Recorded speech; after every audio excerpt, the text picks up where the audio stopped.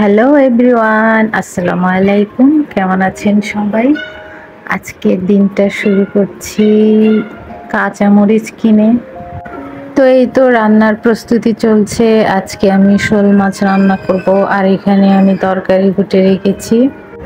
কিছুদিন যাবৎ এত বৃষ্টি হচ্ছে কিন্তু গরম কমছে না। আর রাতে তো এমন বৃষ্টি হয়েছে, বজ্রপাতে খুবই ভয় লেগেছে।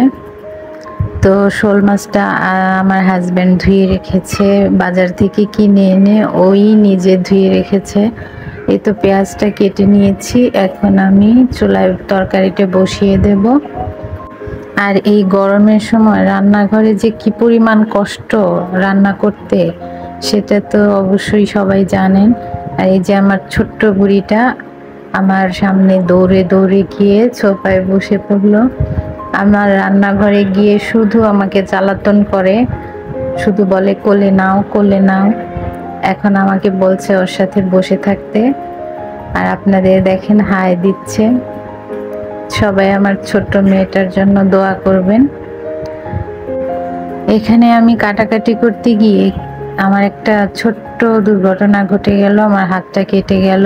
এই দাটা আমি যতদিন যাবৎ কিনেছি আমার 2-3 বার হাত কেটে গেছে। এটা এত ধারালো।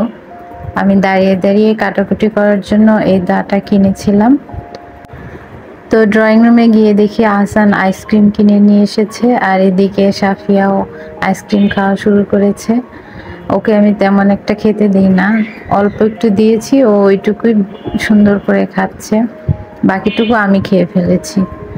এদিকে তরকারিটা বসিয়ে দিলাম আমি। আর প্রচণ্ড গরমে যত তাড়াতাড়ি সম্ভব রান্নাঘর থেকে বের হওয়া যায়।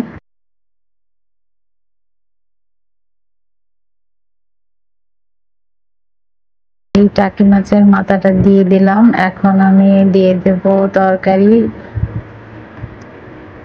আজকে আমি টাকি মাছ দিয়ে মূলা রান্না করব। আমার কাছে ভালো লাগে, অনেকেই হয়তো মূলা খান না, কিন্তু আমার কাছে ভালো লাগে, এর জন্য আমি রান্না করছি। এই টাকি মাছ কিংবা শোল মাছ দিয়ে লাউ রান্না করেও অনেক মজা লাগে। তারপর আমি এখানে সাফিয়ার জন্য নুডলসটা গরম করছি।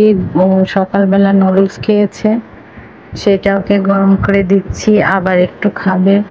আর এখানে আপনাদের ভাইয়া বাজারে গিয়েছিল, সেখান থেকে পাকা পেঁপে নিয়ে এসেছে আর বিলেতি ধনেপাতা নিয়ে এসেছে।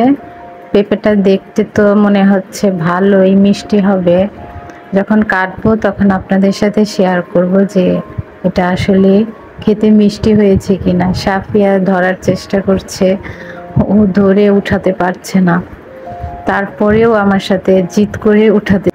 তো আমি বারণ করেছি দেখে এই যে দেখেন কি কান্নাকাটি শুরু করেছে। তারপর ওকে আবার আমি কোলে নিয়ে আদর করে কান্না থামিয়ে তারপর বসিয়ে দিয়ে এসেছি। আর এই যে এই জিনিসটা কিনেছি, যে অনেক সময় রসুন এলাচি এগুলো থেতো করে তরকারিতে দেওয়া যায়, আর এটা এমনি থাকে, এখান দিয়ে পোকামাকড় হাঁটাচলা করে। তো তাই আমি একটা কাগজ কেটে এভাবে ঢাকনা বানিয়ে দিয়েছি, যখন দরকার হয় তখন আমি এটা ব্যবহার করি। আর এই জিনিসটা কিনেছি আমি 20 টাকা দিয়ে, আমার কাছে খুবই কিউট লেগেছে তাই আমি কিনেছি। ভালোই। এখানে মাছটা ভেঙে দিয়েছি, সাথে তরকারিটা যেন সুন্দর মিশে যায়। আর এখানে আমার শোল মাছ ভুনাও হয়ে গেছে, বিলেতি ধনেপাতা দিয়ে শোল মাছ ভুনা, কি যে মজা! এটা করে দেখবেন আপনারাও। আর এই তো পেঁপেটা কেটে নিয়েছি, যেরকম মনে করেছিলাম সেরকম না, তেমন একটা মিষ্টি না, তবে খাওয়া যায়। আর এই তো সন্ধ্যায় চা বা কফি না খেলে চলে না, কফি বসিয়ে দিয়েছি আমি। তো কফিটা খেয়ে একটা জরুরি কাজ করব।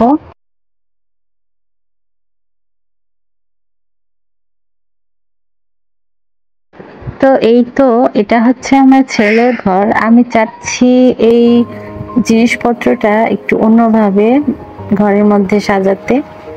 তো একটু ডেকোরেশন চেঞ্জ করে আমি ঠিক এরকম করে দিয়ে দিলাম। মাঝে মাঝে একটু চেঞ্জ করতে হয়, তাতে ঘরের পরিবেশটা একটু ভালো লাগে। তো ভালো থাকবেন সবাই, আবার দেখা হবে। আল্লাহ হাফেজ।